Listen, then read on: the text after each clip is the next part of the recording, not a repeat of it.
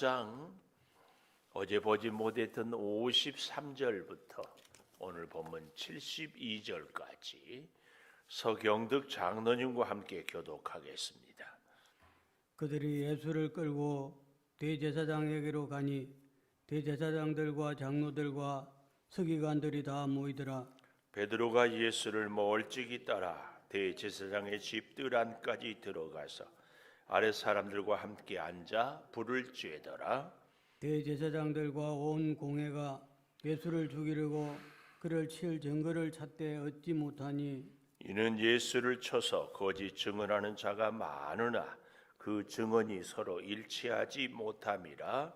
어떤 사람들이 일어나 예수를 쳐서 거짓 증언하여 이르되 그의 말을 들으니 손으로 지은 이 성전 사흘 동안에 지으리라 하더라 하되 그 증언도 서로 일치하지 않더라. 대제사장이 가운데 일어서서 예수에게 물어 이르되 너는 아무 대답도 없느냐? 이 사람들이 너를 친 증거가 어떠하냐 하되 침묵하고 아무 대답도 아니하시거늘 대제사장이 다시 물어 이르되 내가 찬송받을 이의 아들 그리스도냐? 예수께서 이르시되 내가 그니라. 인자가 권능자의 우편에 앉은 것과 하늘 구름을 타고 오는 것을 너희가 보리라 하시니 대제사장이 자기 옷을 찢으며 이르되 우리가 어찌 더 정의를 요구하리요? 그 신성 모독하는 말을 너희가 들었도다. 너희는 어떻게 생각하느냐 하니 그들이 다 예수를 사형에 해당하는 자로 정죄하고 어떤 사람은 그에게 침을 뱉으며 그의 얼굴을 가리고 주먹으로 치며 이르되 선지자 노릇을 하라 하고 하인들은 손바닥으로 치더라. 베드로는 아래 뜰에 있더니 대제사장의 여종 하나가 와서 베드로가 불 쬐고 있는 것을 보고 주목하여 이르되 너도 나사렛 예수와 함께 있었도다 하거늘 베드로가 부인하여 이르되 나는 내가 말하는 것이 무엇인지 알지도 못하고 깨닫지도 못하겠노라 하며 앞뜰로 나갈새 여종이 그를 보고 곁에 서 있는 자들에게 다시 이르되 이 사람은 그 도당이라 하되 또 부인하더라. 조금 후에 곁에 서 있는 사람들이 다시 베드로에게 말하되 너도 갈릴리 사람이니 참으로 그 도당이라. 그러나 베드로가 저주하며 명시하되 나는 너희가 말하는 이 사람을 알지 못하노라 하니 닭이 곧 두 번째 울더라. 이에 베드로가 예수께서 자기에게 하신 말씀 곧 닭이 두 번 울기 전에 내가 세 번 나를 부인하리라 하심이 기억되어 그 일을 생각하고 울었더라. 아멘. 오늘 또 새벽을 깨우는 은송아 너는 하나님의 보석이다. 보석이다. 변함없이 새벽 제단을 지키는 권사님 하나님의 보석입니다. 이 모든 것이 주님의 은혜입니다. 아멘 아멘. 오늘 제목 십자가의 길 이렇게 정해봅니다. 주님을 따르는 길은 무리를 걷는 기적의 길이 아니고 오병이어의 능력을 행하는 길도 아니고 진정 주님을 따르는 길은 십자가의 길인 줄을 믿습니다. 그 십자가의 길은 첫째로 멀찍이 따라가서는 안 되는 길입니다. 멀찍이는 따를 수 없는 길이 십자가의 길이에요. 54절에 베드로가 예수를 멀찍이 따라 대제사장의 집들 안까지 가서 아랫 사람들과 함께 앉아 불을 쬐더라. 멀찍이 따라가니까 베드로가 불을 쬐요. 이번에 우리 선교팀도 필리핀을 갔다 왔는데 필리핀도 열대지방이잖아요. 근데 참 아이러니한 게 이 선교사님들 얘기를 들어보면 필리핀에서도 얼어 죽은 사람이 있대요. 낮과 밤의 온도차가 너무 심하니까 낮에 더워요. 그래서 뭐 옷도 여름 옷, 또 이불도 여름 이불, 뭐 이렇게 또 거기는 거의 옷 집들이요. 이렇게 우리처럼 뭐 두꺼운 벽으로 이렇게 하는 것이 아니라 그냥 베이드 하나 막아줄 정도. 근데 밤에는 온도가 급격하게 떨어지거든. 그러면은 잘 때는 우리가 체온이 더 다운되잖아요. 그래서 어떻게 해요? 그냥 얼어 죽는 거예요. 이 팔레스타인은 심할 때는 온도가 하루에 일교차가 40도, 50도 이렇게까지 차이가 날 때도 있고, 낮에는 뭐 30도, 40도 하다가 밤에는 10도, 0도 이러니까 그 추위가 굉장한 거죠. 그래서 밤에는 사람들이 모일 때는 늘 불을 피우고 그 불을 쬐다. 오늘 여기 보니까 54절 마지막에 아랫 사람들과 함께 불을 쬐더라 그랬습니다. 이 불은 무슨 불이요? 사람들이 피우는 불이에요. 이 불은 세상의 불이에요. 예수님을 멀찍이 따라가니까 세상의 불로 나를 따뜻하게 하려는 수밖에 없어요. 우리가 요한복음 21장을 한번 가봅시다. 요한복음 21장을 가보면은 예수님께서 갈릴리 해변가에다가 어떻게 합니까? 생선을 구워 놓고 제자들이 밤새 그물을 고기를 잡지 못하다 그물을 배 오른편에 던지라 하고 찾잖아요. 그렇게 하고 9절 21장 9절 육지에 올라보니 숯불이 있는데 그 위에 생선이 놓였고 떡도 있더라. 이 숯불, 재밌는 것은요, 오늘 요한복음 21장에 있는 숯불이나 마가복음 오늘 다시 본문 14장 54절에 있는 불을 쬐더라 할 때 불이 같은 단어예요. 같은 단어. 근데 같은 단어인데요, 예수님이 피우는 불은 제자들의 허기를 채우고 특별히 베드로를 비롯한 거기 있는 제자들, 요한의 아들 시몬아 내가 나를 사랑하느냐, 내 양을 먹이라, 다시 사명을 회복하고 다시 주님과의 관계를 회복하고 다시 하나님의 사랑을 회복하는 그런 불이었습니다. 주님의 불은. 그러나 세상의 불은 어떤 불이에요? 주님을 부인하는 불이에요. 주님을 저주하고 맹세하는 불이에요. 주님이 함께 하지 않는 불은 그렇습니다. 우리는 종종 세상의 불이나 주님이 피운 불이나 우리만 따뜻하면 되지 이런 생각을 할 때가 있어요. 그러나 오해하지 마십시오. 세상이 피운 불은 결국은 우리를 파멸하게 합니다. 결국은 우리를 예수님을 부인하게 합니다. 우리는 반드시 주님이 피우는 불에 우리의 몸을 녹이고 우리의 영을 살리고 우리의 믿음, 우리의 앞날을 주님이 피우는 그 불로 인도함을 받아야 할 줄을 믿습니다.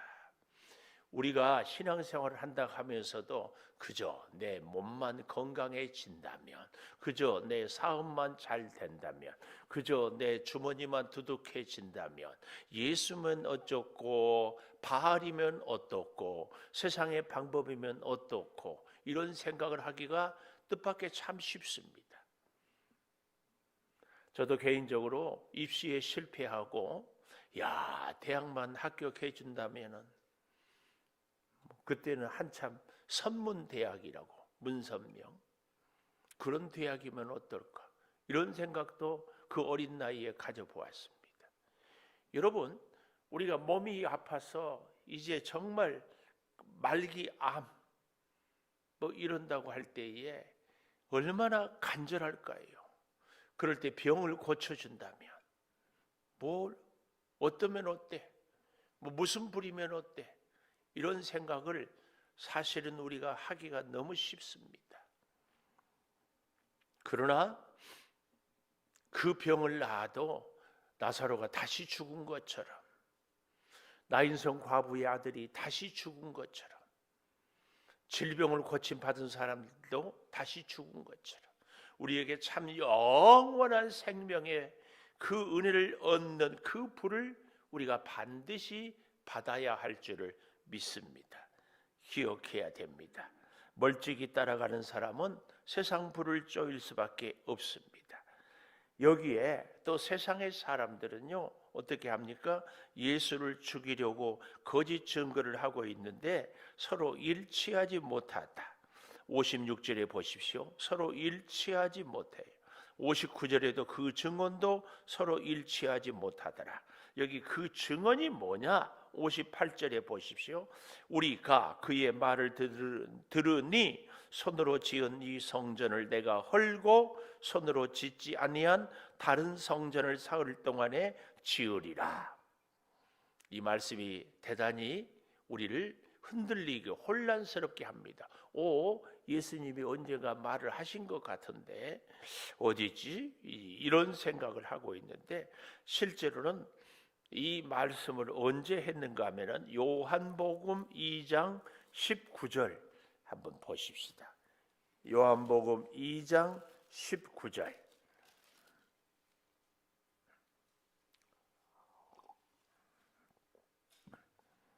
6월절이 가까울 때 13절부터 보면 배경이 좀 좋아요.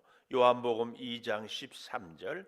6월절이 가까워서 예루살렘에 올라갔으니 성전 안에서 돈 바꾸고 장사하는 사람들이 있어서 다 내쫓고 아버지의 집으로 장사하는 집을 만들지 말라.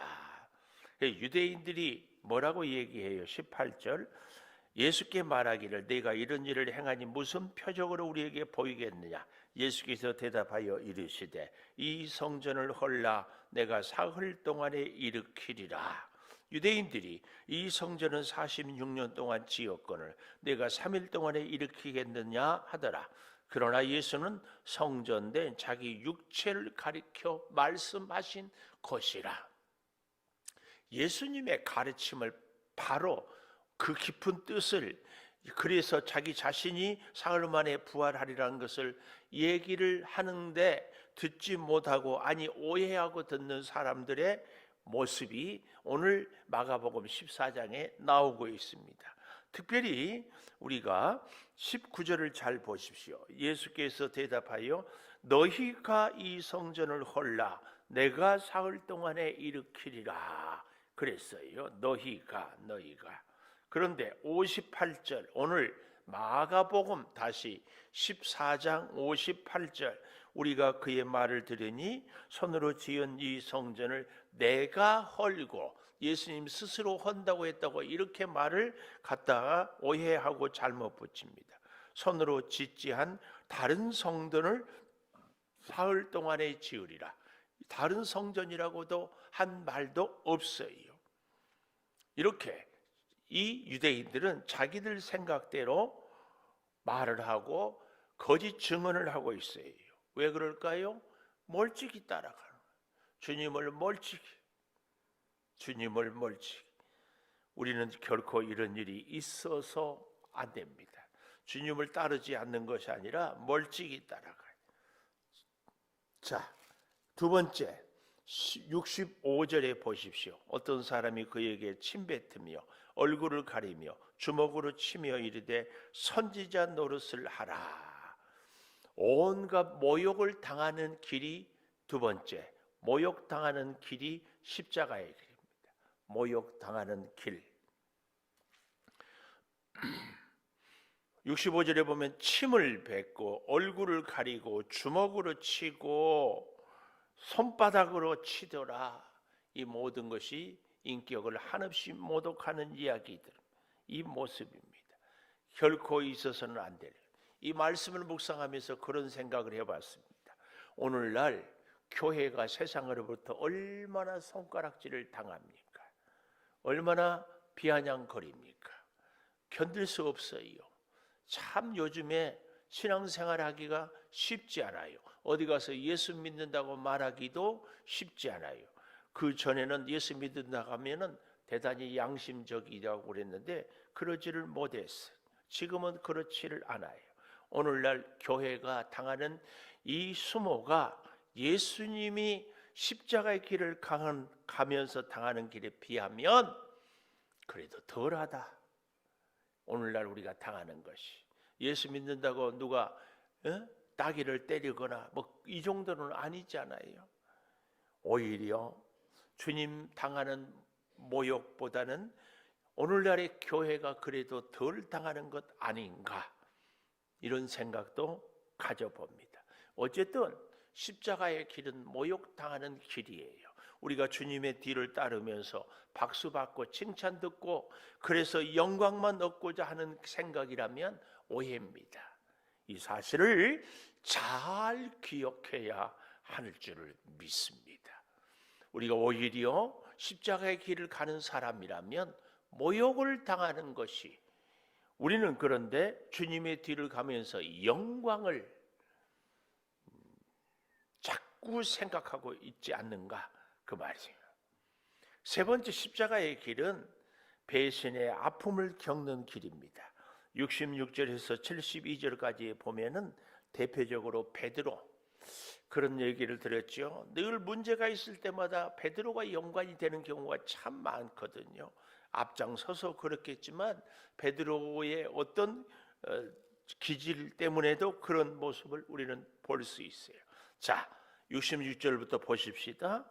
베드로는 아래 뜰에 있더니 대제사장의 여종 하나가 와서 베드로가 불 쬐고 있는 것을 보고 주목하여 이르되, 이 불, 아까도 보지 않았어요? 세상 불이죠. 사람이 피우는 불이죠. 그를 주목하였다. 이 말은 69절의 여종이 그를 보고 같은 단어예요. 탐색하다, 조사하다, 확신하다, 그런 의미가 있어요. 확신하다. 불 쬐고 있는, 예수님이 피운 불이 아닌 믿음의 불, 섬김의 불, 기도의 불이 아닌 세상의 불을 쬐고 있을 때에 너도 나사렛 예수와 함께 있었도다 하거늘, 베드로가 부인하여 나는 내가 말하는 것이 무엇인지 알지도 못하고 깨닫지도 못하노라. 깨닫지도 못해. 알지도 깨닫지도 못해. 왜 이런 실수를 하고 있어요? 세상 불을 쬐고 있으니까. 왜 세상 불을 쬐일까요? 겟세마네 동산에서 기도하지 않았으니까. 이게 다 이렇게 연결이 돼요. 자, 깨닫지도 못하겠노라 하고 앞뜰로 나갈새. 뜰을, 자리를, 장소를 잠깐 옮겨요. 여종이 그를 보고 서 있는 자들에게 다시 이르되, 이 사람은 그 도당이라 또 부인합니다. 조금 후에 곁에 서 있는 사람들이 다시 베드로에게 너도 갈릴리 사람이다. 참으로 그 도당이다. 71절, 맹세하고 저주하여서 이 사람을 알지 못하노라 하니 닭이 곧 두 번째 울더라 그랬어요. 자, 여기를 좀 더 잘 보십시다. 먼저 마태복음 26장 73절. 마태복음 26장 73절에 보니까 이렇게 얘기하고 있어요. 조금 후에 곁에 섰던 사람들이 나와 베드로에게 이르되 너도 진실로 그 도당이다. 몇 줄? 내 말소리가 너를 표명한다. 요 얘기. 내 말소리. 내 말소리. 갈릴리의 사투리죠. 갈릴리야. 오늘 우리도 경상도 억양이 다르고 전라도 억양이 다르고 충청도 억양이 달라요. 아무리 어려서 서울에 와서 서울말을 배우고 표준말을 써도 그 억양에서 그 지방의 특색이, 마찬가지로 갈릴리. 오늘 여기서 우리는 사실은 놀라운 교훈을 가슴에 새겨야 됩니다. 뭘 새겨야 됩니까? 우리의 말 가운데 예수 그리스도의 향기가, 예수 그리스도의 흔적이, 예수 그리스도의 교훈이 우리의 말 가운데 느껴져야 합니다. 예수 믿는 사람들은 쓰는 단어가 달라요. 말하는 방향이 달라요. 예를 들어 보면은 제가 헌금에 써 있는 내용을 보면 이분이 예수를 이제 믿기 시작하구나, 오래 믿었구나 알 수 있어요. 쓰는 용어 단어가 다르다니까요. 예를 들어 보면은 처음 오시는 분들은 매사에 감사합니다 그래. 우리는 범사에 감사합니다. 쓰는 단어나 여러 가지 것들에 달라요.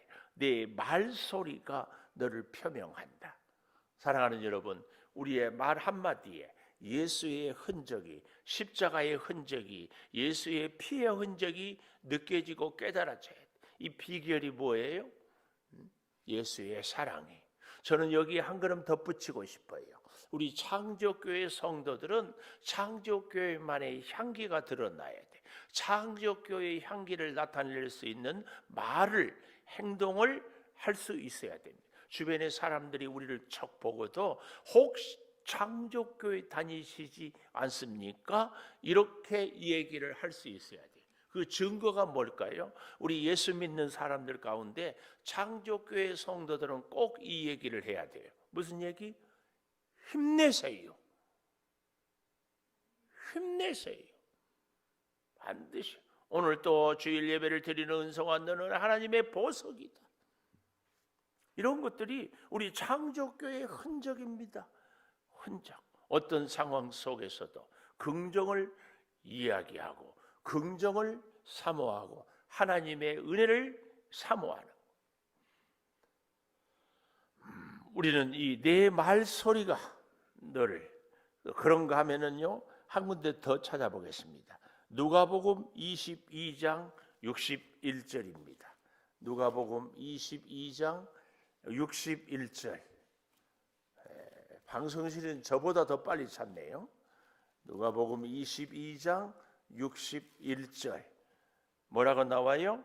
주께서 돌이켜 베드로를 보시니, 주께서 돌이켜 베드로를 보시니, 베드로가 주의 말씀 곧 오늘 닭 울기 전에 내가 3번 나를 부인하리라 하심이 생각나서 밖에 나가서 심히 통곡하니라.